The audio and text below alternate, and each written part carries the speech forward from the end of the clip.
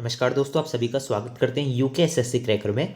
तो उत्तराखंड लोक सेवा आयोग द्वारा जो आरओ का एग्ज़ाम कराया गया था 27 मार्च 2022 आज के दिन। तो इसका कंप्लीट क्वेश्चन पेपर है वो मैं आपको दिखाऊंगा और हर एक क्वेश्चन आपको सॉल्व करके बताऊंगा कि किस टाइप के क्वेश्चंस यूके पीएससी में आए थे। ठीक है, तो अपर पीसीएस का भी एग्ज़ाम जल्द ही होने वाला है, तो उसी हिसाब से आप अपनी प्रिपरेशन भी करिए। ठीक है, तो रेस्ट ऑफ द क्वेश्चन हमने कर दिए हैं, तो हम 21 क्वेश्चन से स्टार्ट करेंगे और जो क्वेश्चन है वो पहले हमने कर दिए हैं, तो आप लोग डिस्क्रिप्शन में जाके देख सकते हैं। ठीक है, तो 21 क्वेश्चन जो है आपका देख सकते हैं बक्सर में। ठीक है, बक्सर युद्ध में ईस्ट इंडिया कंपनी की सेना का सेनापति कौन था। ठीक है, तो 21 क्वेश्चन को आप देख सकते हैं। इसका जो राइट आंसर है मैं सीधे आपको बता देता हूँ, हेक्टर मनरो। ठीक है, हेक्टर मनरो इसका जो है सेनापति था। जो ये युद्ध था, ठीक है, 1764 में लड़ा गया था, 23 अक्टूबर 1764 में, जिसमें कि बक्सर नगर के आसपास ईस्ट इंडिया कंपनी में हेक्टर मुनरो और मुगल के बीच में जो है ये सेनाओं के बीच में युद्ध लड़ा गया था। ठीक है, तो ये इसका जो है D is a right answer. इसके बाद 22वां क्वेश्चन देख लेते हैं, दास, ठीक है, कैपिटल का लेखक कौन है। ठीक है, दास कैपिटल का लेखक कौन है, तो इसका जो राइट आंसर है वो आपका रहने वाला है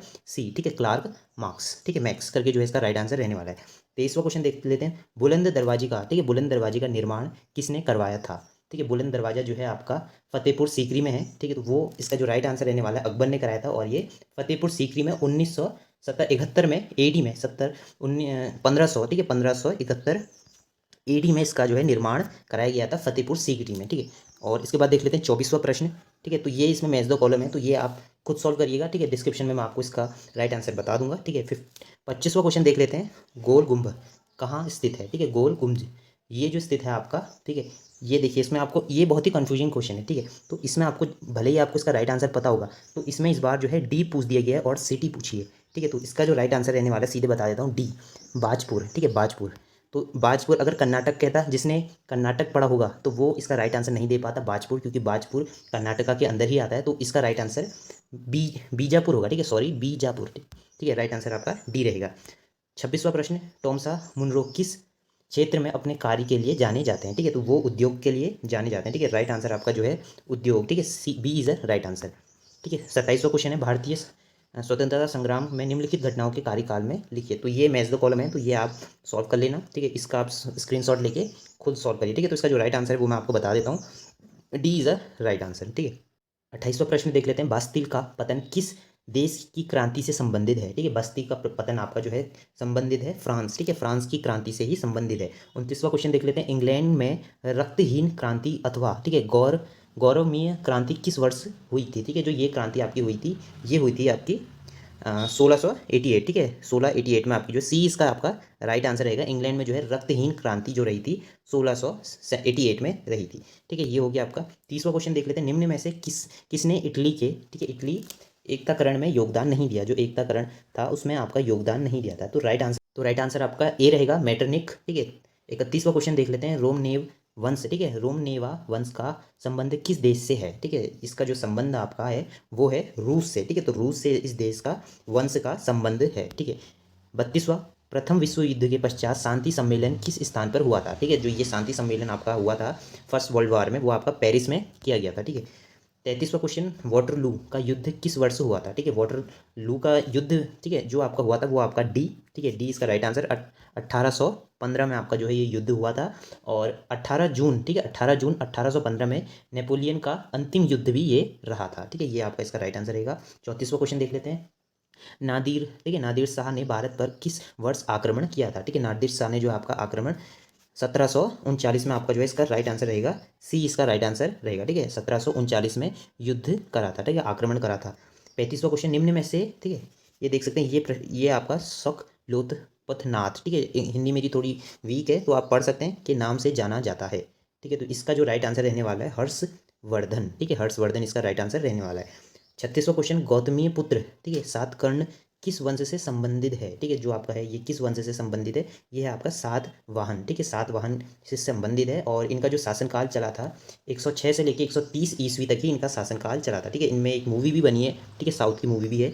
और 37 क्वेश्चन देख लेते हैं, ये आपका जो है मैच द कॉलम है, तो जो सही अंग रहेगा उसमें आपका जो है इसका आंसर रहने वाला है। ठीक है, राइट आंसर आपका इसका सी रहेगा, तो ये आप मैच करके मिला लीजिएगा। ठीक है, 38 क्वेश्चन देख लेते हैं, किसकी हत्या करके, ठीक है, पुरुमित्र सुंग ने सुंग वंश की स्थापना की थी। मतलब इसने हत्या करके सुंग वंश की स्थापना की थी, तो इसका जो राइट आंसर है वो डी रहेगा, तो D is a right answer. ठीक है, 39वां क्वेश्चन देख लेते हैं। निम्नलिखित में से कौन सा युग्म सही है? ठीक है, तो इसका जो राइट आंसर रहने वाला है आपका चंद्रवंश। ठीक है, चंद्रवार का युद्ध 1194 में कराया गया था। ठीक है, तो पानीपत का युद्ध आप लोगों को पता होगा कब कराया गया था?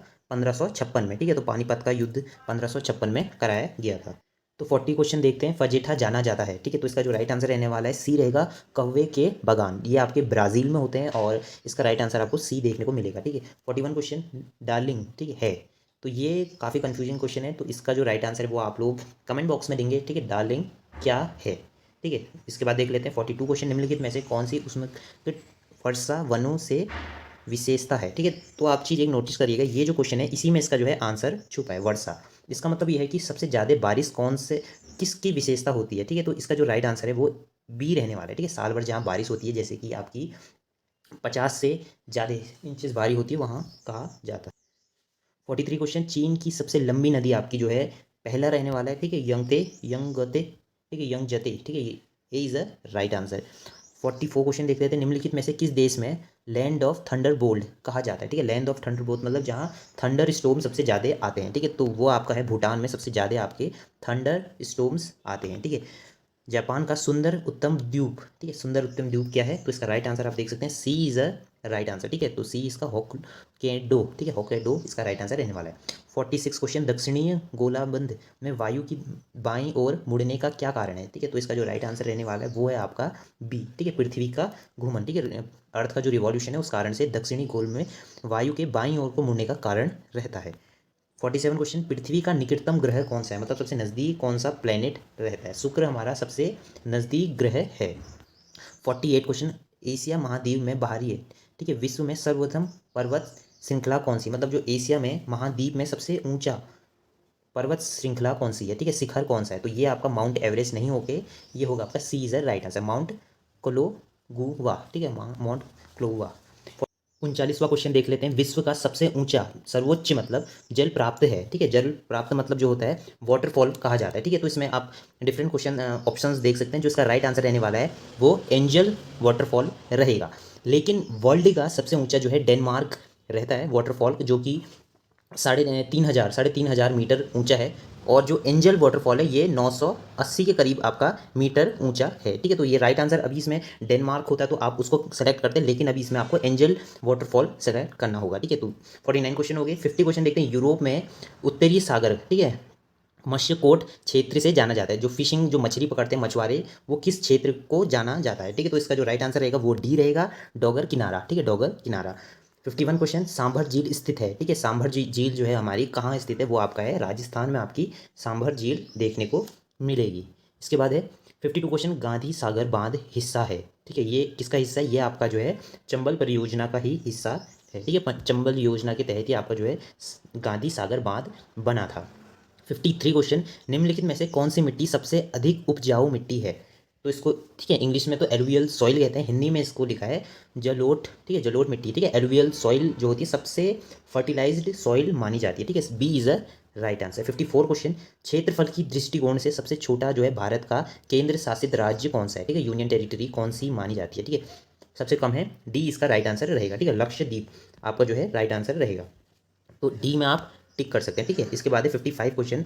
भारत की पहली बुलेट ट्रेन परियोजना निर्माणाधीश है। ठीक है, तो ये जो रहने वाली है आपकी मुंबई में, मुंबई से अहमदाबाद की तरफ साबरमती के बीच में चली थी। ठीक है, तो 55 क्वेश्चंस हमने कंप्लीट कर दिए हैं। तो इसके बाद हम नेक्स्ट पार्ट में रेस्ट जितने क्वेश्चन बचे हैं रेस्ट ऑफ द क्वेश्चंस को सॉल्व करेंगे। ठीक है, तो अभी आप लोग इस तरह के क्वेश्चन देख सकते हैं। इसका जो है टेलीग्राम में आप इसकी पीडीएफ में आपको प्रोवाइड करा दूंगा। आप लोग खुद सॉल्व करिए कि किस टाइप के जो आपके यूकेपीएससी ठीक है उत्तराखंड लोक सेवा आयोग में क्वेश्चंस आते हैं। ठीक है, तो आप देख सकते हैं काफ़ी ईजी क्वेश्चन पेपर मैं इसको कहूँगा, क्योंकि ये सारे क्वेश्चंस आपको लूशन की बुक में मिल जाएंगे। परीक्षा वाणी से भी कम क्वेश्चन थे, लेकिन लूशन की बुक से काफ़ी अच्छे लेवल के इसमें क्वेश्चंस आए हैं। ठीक है, तो सेकंड पार्ट आ गया। थर्ड पार्ट के लिए आप लोगों को डिस्क्रिप्शन में मिल जाएगा, वहाँ से आप देख सकते हैं इसका third part. Thank you friends, have a nice day. मिलते हैं नेक्स्ट वीडियो में, तब तक के लिए बाय बाय, जय हिंद।